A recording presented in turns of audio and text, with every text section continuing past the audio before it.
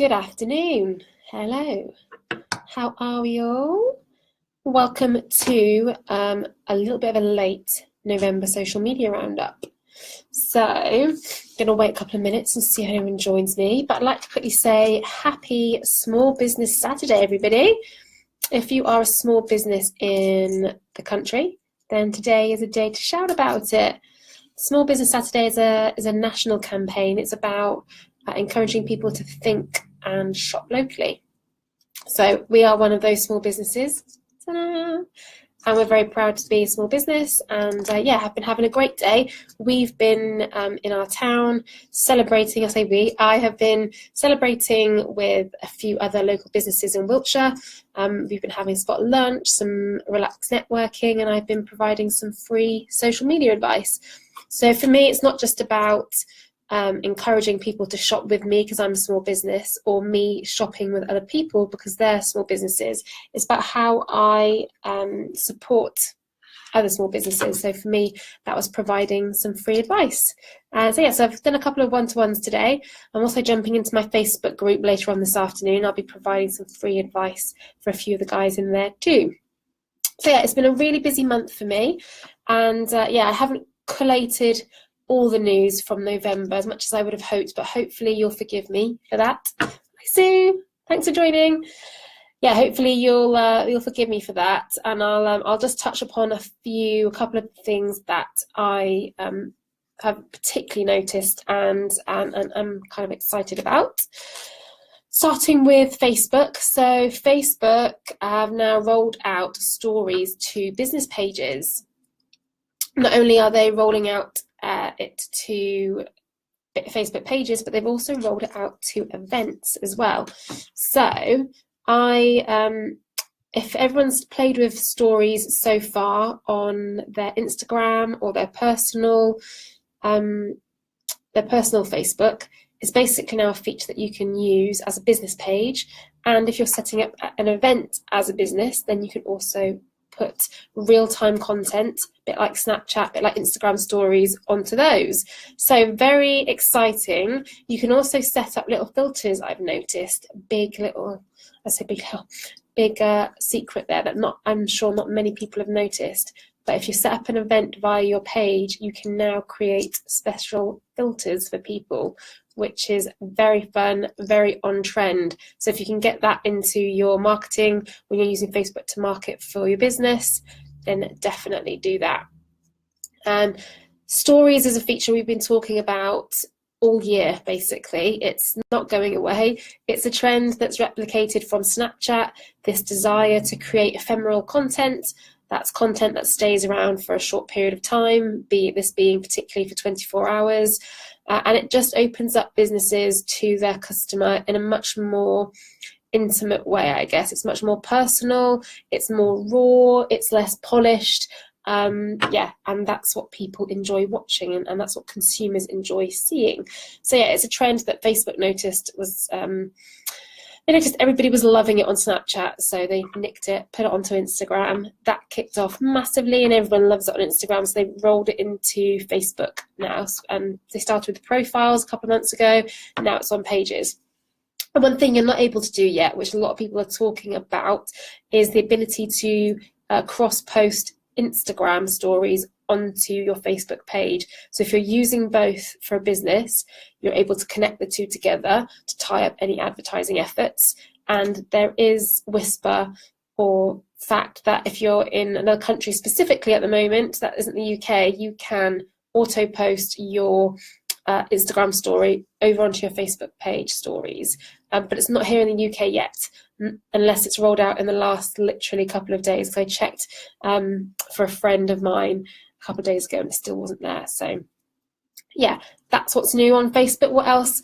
Very exciting update I saw, and I'll share the link to this afterwards. They've now Facebook have struck up a partnership with PayPal to enable businesses and individuals to take payments via PayPal through Facebook Messenger. So that's quite big, actually. So if you're perhaps sharing something that you have for sale in, I don't know, let's say Facebook Marketplace, or just on your your normal profile, you are now able to request payment for that item through PayPal there and then in your messenger. Once you've obviously struck up that conversation, if somebody says they're interested in buying it and you agree on the sale, you can actually request the money there and then, which is a lot safer for you and a lot safer for the buyer.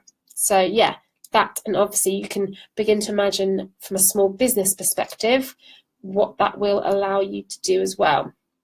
And if you can't imagine, then that means you can take payments for products, services, conversations that you're having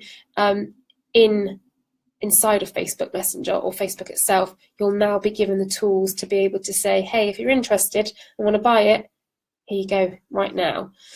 So it's a better way for getting some return on your investment and kind of closing a sale, I guess, closing that deal there and then.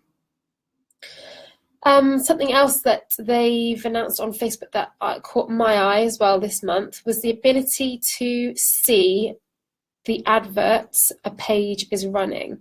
So I believe this is, sorry, bear with me while I read Sue's comment. Sue, I use if this then that to share from Instagram, link the two together in if this then that, and then add Facebook page on the Insta post when you want to share. Yeah, sorry, Sue, you must have misunderstood. So if this then that is like an automated system that you can, obviously it's rule defined, like you said, so you automatically put a picture up. If you use the hashtag Facebook page, it then goes onto your Facebook page. I'm talking about stories. So you can't, there isn't a functionality in if this then that, there isn't a rule yet to post from your Instagram story onto your Facebook story. So you're talking about the actual wall and creating a post. I was referring to the actual stories section. And also, just to let you know, you don't actually have to use if this then that to do that. That functionality actually exists within Instagram now anyway. So as long as you've got your page linked to your Instagram account, you will be able to click share to Facebook. So, and actually it will prefer you to do that because Facebook doesn't like third-party apps. So if you automatically share it from Instagram onto Facebook rather than using an in-between site like if this and that, then it would actually prefer you to do that in the algorithm. So just a little tip for you there. So talking about adverts, going back, Facebook have announced some transparency around adverts and are going to be allowing people to go onto a page and see what adverts that page is running, basically. I don't think it's out in the UK at the moment. I haven't seen it particularly. I don't know if it's in test mode or not, but really interesting, I think, in terms of putting the consumer at the forefront of it. You're welcome, Sue, pleasure. It's really interesting, puts the consumer at the kind of front of all of that. I think that's just an interesting move, to be able to allow the consumer or the viewer or your audience member to visit your page and see what adverts you're running in detail. Just kind of gives them a little bit of power, I think, in this world of marketing, to see what else they're saying and also who else they're targeting, and how their voice and their tone and their message changes depending on their audience. So I think there's a lot to be seen on how that's going to pan out, what that means, both as a business and how you can use that to your advantage. I'm sure some of you have some ideas as it is, but also as a user and what that means in terms of your efforts for a business, bearing that in mind. So yeah, that's one that will keep coming up, I'm sure, as we go on in the next couple of months. Snapchat have had a massive redesign on their app, and it's starting to introduce an algorithm, interestingly. And I think probably this time last year, I said, or certainly when I first started doing these Facebook Lives, I was telling everybody to get on board with Snapchat now if your audience is there, because there's no algorithm and there's no advertising. And therefore, despite the fact that the audience is smaller than many of the other social media channels, you're going to have your messages seen by a lot more people in comparison when you look at the ratios. So the day has come, obviously, that we know Snapchat now accepts advertising on the platform, and you can pay to run filters, etc. But they've now introduced an algorithm that separates content from media and your friends, and it's going to separate it out into two different feeds. And I would imagine that will lead into the friend section being filtered rather than chronologically, but into who they think you're most likely to engage with, so who you've looked at in the past, etc. So yeah, that's a big redesign. So log out, update your Snapchat, check it out, let me know what you think. Something caught my eye with Pinterest this month, and that was a Secret Santa function. So if you haven't seen this, Google it. I'll share a link anyway.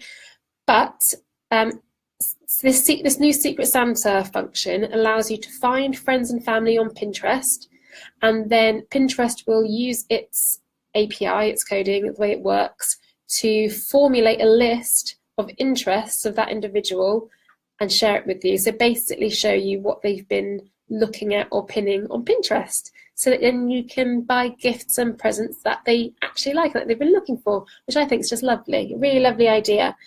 And it works if you don't have friends and family on Pinterest, it can actually work in a similar way to you giving Pinterest a persona and telling them, okay, you're buying for your sister, this is what they're interested in, and this is what their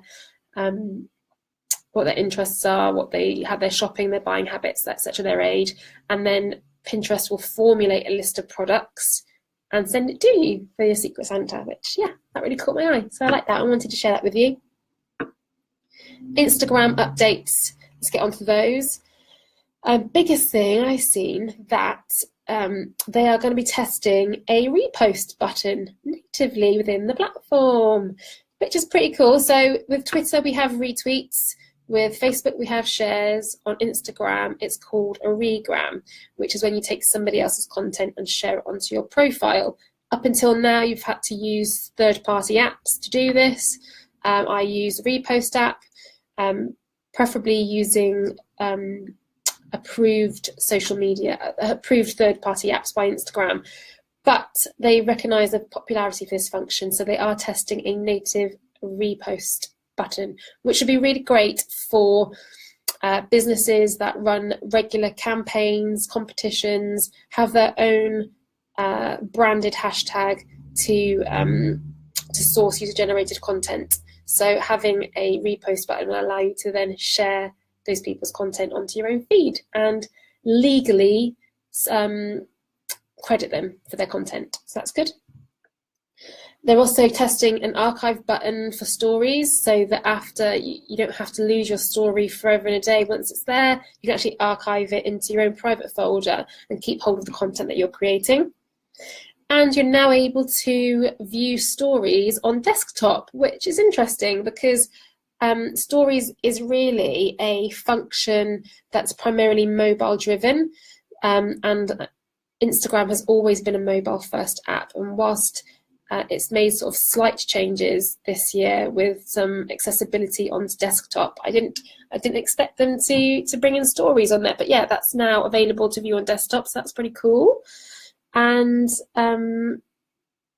that's the main things I've picked up. I could have missed stuff with Instagram this month. As I said, I've been really busy. If there's anything that you think is worth sharing, if there's anything you think is worth sharing, drop them in the comments because I'd love to hear. Lastly, before I go, a couple of updates on Twitter. As we all know, maybe we don't know, 280 character limit now on Twitter. So that's doubled in length.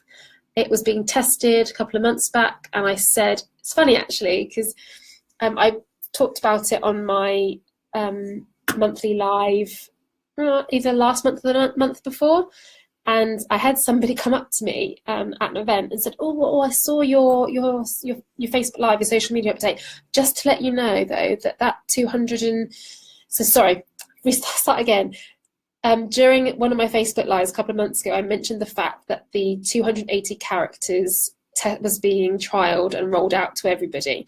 I was then stopped at an event where somebody said they'd seen me go live, they'd heard what I'd said, and just to let me know that it's not been rolled out to everybody and not everybody has it.